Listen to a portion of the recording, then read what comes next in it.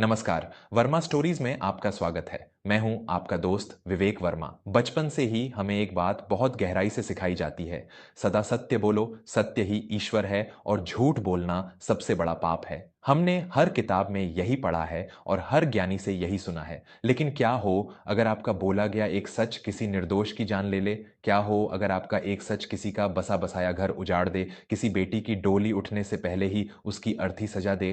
क्या तब भी वह सत्य ईश्वर का रूप कहलाएगा या वह सत्य दुनिया का सबसे जघन्य पाप बन जाएगा? महाभारत में भगवान श्री कृष्ण ने कहा है कि जो सत्य विनाश लेकर आए, उस सत्य से वह झूठ 1000 गुना बेहतर है जो किसी के जीवन की रक्षा करे। आज मैं आपको एक ऐसी ही रोंगटे खड़े कर देने वाली और आंखें खोल देने वाली कहानी सुनाने जा रहा हूं।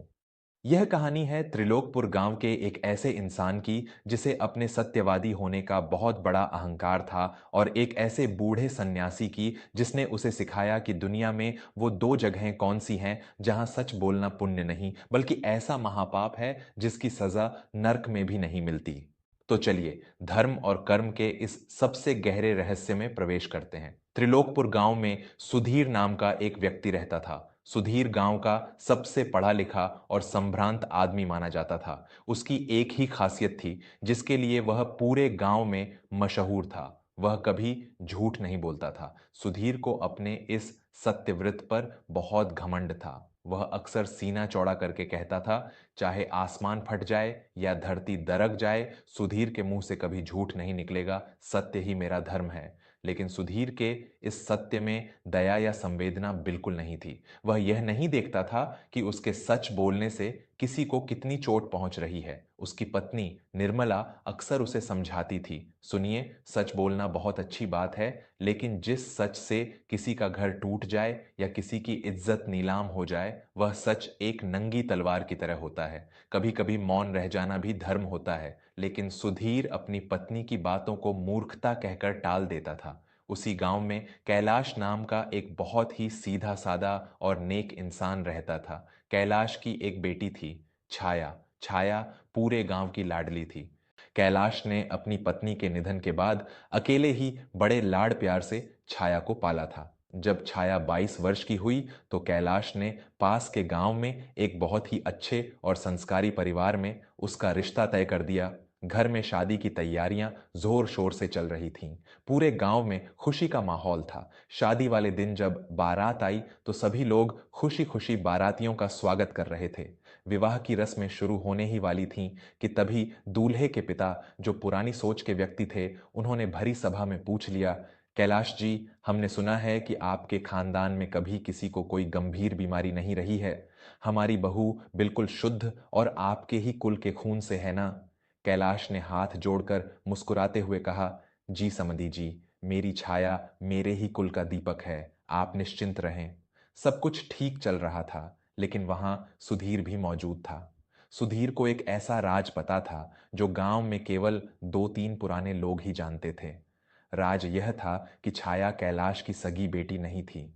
25 साल पहले जब कैलाश की पत्नी जीवित थी तो उन्हें एक अनाथ आश्रम के बाहर यह बच्ची लावारिस हालत में मिली थी। उन्होंने इसे गोद लिया और अपनी सगी बेटी से बढ़कर प्यार दिया। कैलाश ने यह बात छाया से भी छुपा कर रखी थी ताकि उसका दिल न टूटे। सुधीर के अंदर का सत्यवादी कीड़ा कुलबुलाने लगा। उसे लगा कि यहाँ झूठ बोला जा रहा है और उसका धर्म है कि वह सच सामने लाए। बिना ये सोचे कि इसका परिणाम क्या होगा, सुधीर भीड़ को चीरता हुआ आगे आया और जोर से बोला, आप लोग धोखा खा रहे हैं। कैलाश झूठ बोल रहा है। छाया इसके कुल के खून की नहीं है। यह तो एक अनाथ और लावारिस बच्ची है जिसे इसने सड़क से उठाया था। इसका असली गोत्र और जात किसी को नहीं पता। सुधीर के इतना कहते ही मंडप में सन्नाटा छा गया। हवा जैसे वहीं रुक गई। छाया के हाथों से वरमाला छूटकर जमीन पर गिर पड़ी। उसकी आंखों में आंसू छलक आए। कैलाश दौड़कर दूल्हे के पिता के पैरों में गिर पड़ा।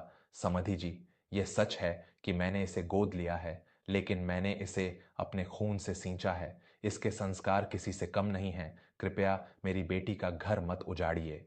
लेकिन सुधीर के उस एक सच ने सब कुछ खत्म कर दिया था। दूल्हे का परिवार आग बबूला हो गया। उन्होंने शादी तोड़ दी और बारात वापस ले गए। मंडप में सिर्फ छाया की सिसकियां और कैलाश का विलाप गूंज रहा था।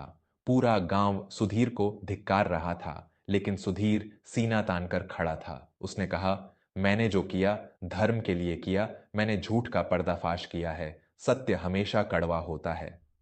उस दिन के बाद कैलाश ने सदमे में खाट पकड़ ली और छाया ने खुद को एक कमरे में कैद कर लिया। एक हंसता खेलता परिवार सुधीर के अहंकार रूपी सत्य की भेंट चढ़ गया। कुछ दिनों बाद त्रिलोकपुर गांव में एक बहुत ही पहुंचे हुए वृद्ध सन्यासी पधारे। उनका नाम स्वामी शांतिदास था। उनके चेहरे पर गजब का तेज था और उनकी बातें सीधे रूह में उतर जाती थीं। जब गांव वालों को उनके आने का पता चला तो सब उनके दर्शन के लिए उमड़ पड़े।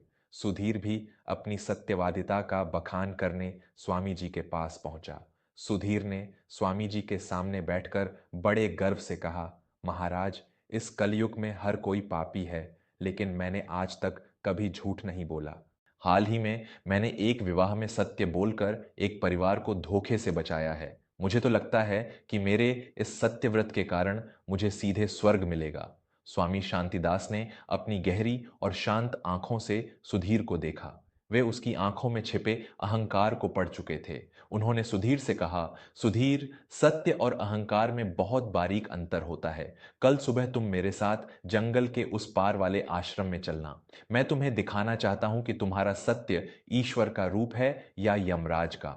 अगली सुबह सुधीर स्वामी जी के साथ घने जंगल से होते हुए उनके छोटे से आश्रम में पहुंचा।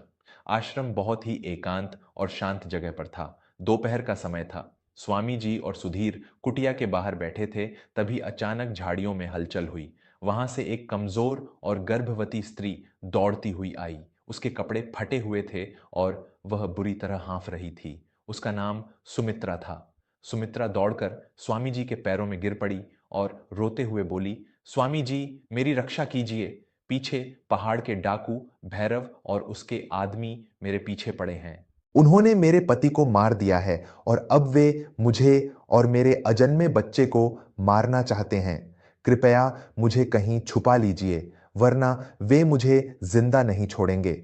सुमित्रा की हालत देखकर पत्थर का दिल भी पसीज जाए। स्वामी शांतिदास ने तुरंत उसे उठाया और कुटिया के पीछे बनी एक गुप्त गुफा का रास्ता दिखाते हुए कहा, बेटी, तुम बिना आवाज किए इस गुफा में छुप जाओ। चाहे जो हो जाए, बाहर मत आना। सुमित्रा तुरंत उस गुफा में छुप गई।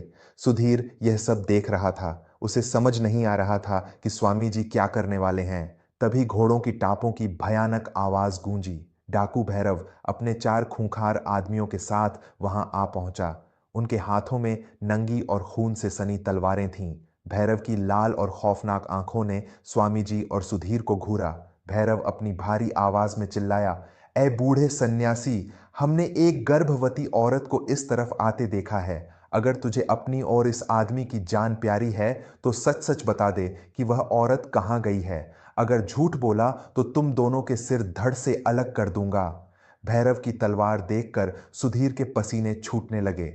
लेकिन उसे तो अपने सत्य का घमंड था। उसने सोचा कि अगर वह झूठ बोलेगा तो उसका धर्म भ्रष्ट हो जाएगा। सुधीर ने कांपते हुए अपनी उंगली कुटिया के पीछे की तरफ उठाई और मुंह खोलते हुए बोला, हाँ, वह औरत। इससे पहले कि सुधीर अपना सच पूरा कर पाता और सुमित्रा की मौत का फरमान सुनाता, स्वामी शांतिदास जोर से हंसे। उन्होंने सुधीर की बात को बीच में ही काटते हुए एक बहुत ही आत्मविश्वास भरे स्वर में डाकू भैरव से कहा, हाँ भैरव, एक औरत अभी अभी बदहवास हालत में यहां आई थी, लेकिन वह यहां रुकी नहीं। वह पीछे वाले पगडंडी के रास्ते से होते हुए नदी की तरफ भाग गई है। अगर तुम अपने घोड़े तेज दौड़ाओगे तो उसे नदी पार करने से पहले पकड़ लोगे। भैरव ने स्वामी जी की बात पर विश्वास कर लिया। उसने अपने आदमियों को इशारा किया और वे सभी नदी के रास्ते की तरफ तेजी से निकल गए। सुधीर सदमे में था। उसकी आंखें फटी की फटी रह गईं। उसने हैरानी से स्वामी जी की तरफ देखा और कहा, स्वामी जी, यह आपने क्या किया? आप एक सिद्ध सन्यासी हैं और आपने इतना बड़ा सफेद झूठ बोल दिया। आपने अपना धर्म भ्रष्ट कर लिया। आप तो नर्क के भागी बन गए। मैं तो सच बताने ही वाला था। सुधीर की बात सुनकर स्वामी शांतिदास का चेहरा कठोर हो गया। उन्होंने सुधीर को कंधे से पकड़ा और जोर से झकझोरते हुए बोले, मूर्ख सुधीर, अज्ञानी, तुम जिसे धर्म कह रहे हो वह तुम्हारा अहंकार है। अगर आज तुम्हारा वह सच तुम्हारे मुंह से निकल जाता तो उस गर्भवती स्त्री और उसके अजन्मे बच्चे के खून से तुम्हारे हाथ रंग जाते। क्या वह सत्य तुम्हें स्वर्ग ले जाता जो दो निर्दोषों की हत्या का कारण बनता? सुधीर निशब्द रह गया। स्वामी जी ने उसे कुटिया की सीढ़ियों पर बैठाया और अत्यंत गंभीर स्वर में उस परम ज्ञान को उजागर किया जो हर इंसान को अपने जीवन में उतारना चाहिए। उन्होंने कहा, ध्यान से सुनो सुधीर, हमारे शास्त्रों और वेदों में स्पष्ट लिखा है कि इंसान को हमेशा सत्य बोलना चाहिए, लेकिन विधाता ने दो ऐसी जगहें बताई हैं जहां सत्य बोलना महापाप है और जहां बोला गया झूठ 100 अश्वमेध यज्ञों के बराबर पुण्य देता है। पहली जगह किसी निर्दोष के प्राणों की रक्षा के समय। स्वामी जी ने समझाते हुए कहा, जब किसी निर्दोष इंसान की जान खतरे में हो और तुम्हारे झूठ बोलने से उसकी जान बच सकती हो तो वहां बिना पलक झपकाए झूठ बोल देना चाहिए। आज मैंने जो झूठ बोला उसने एक मां और एक बच्चे को नया जीवन दिया है। भगवान श्री कृष्ण ने भी अर्जुन से कहा था कि जो सत्य हिंसा और विनाश का कारण बने उससे श्रेयस्कर वह असत्य है जो जीवन को बचाए। प्राणों की रक्षा से बड़ा कोई सत्य नहीं है। सुधीर ध्यान से सुन रहा था। उसके अंदर का अहंकार अब दरकने लगा था। स्वामी जी ने अपनी बात जारी रखते हुए कहा, दूसरी जगह किसी का घर, मर्यादा या पवित्र रिश्ता टूटने से बचाने के लिए।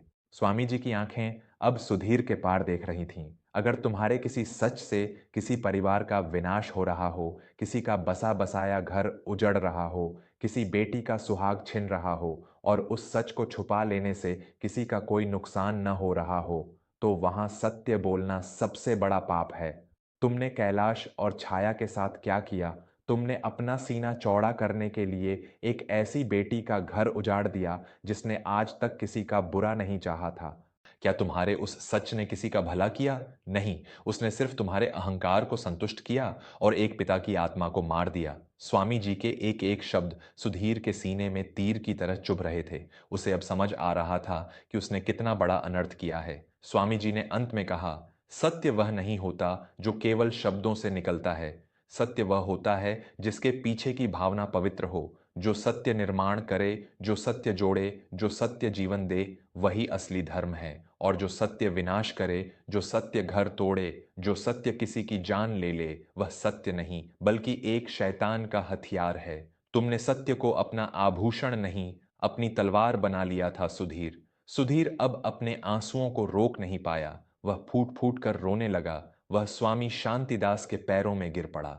मुझे क्षमा कर दीजिए महाराज, मैं अंधा हो गया था। मैं अपने घमंड को धर्म समझ बैठा था। मैंने कैलाश भाई और मेरी बच्ची छाया का बहुत बड़ा अहित किया है। मैं बहुत बड़ा पापी हूं। स्वामी जी ने उसे उठाते हुए कहा, पश्चाताप ही पाप का सबसे बड़ा प्रायश्चित है। जाओ सुधीर, अपने उस अहंकार को तोड़ो और जाकर उस परिवार को दोबारा जोड़ो। सुधीर उसी समय त्रिलोकपुर वापस लौटा। वह सीधा कैलाश के घर गया और उसके पैरों में गिरकर बहुत रोया। उसने पूरे गांव के सामने अपनी गलती मानी। सुधीर यहीं नहीं रुका। उसने खुद गांव गांव जाकर छाया के लिए एक ऐसा योग्य और समझदार लड़का ढूंढा जिसका परिवार छाया के अतीत को जानने के बाद भी उसे सिर आंखों पर बिठाने को तैयार था। कुछ ही महीनों में छाया की शादी बहुत ही धूमधाम से हुई और इस बार सुधीर ने उस शादी में एक पिता की तरह कन्यादान में मदद की। दोस्तों, यह कहानी हमें जीवन का वह सबसे गहरा और व्यावहारिक सत्य सिखाती है जिसे अक्सर हम किताबों में नहीं पढ़ पाते। हमारे समाज में कई बार ऐसे मौके आते हैं जब हमारा बोला गया एक कड़वा सच किसी रिश्ते में हमेशा के लिए दरार डाल सकता है। पति पत्नी का रिश्ता हो, माता पिता और बच्चों का रिश्ता हो या दो दोस्तों का, अगर कोई बात पुरानी हो चुकी है जिससे अब किसी को कोई नुकसान नहीं है, लेकिन उसे बताने से सिर्फ बेवजह का दर्द और शक पैदा होगा, तो उस सच को अपने दिल की गहराई में दफना देना ही सबसे बड़ा धर्म है।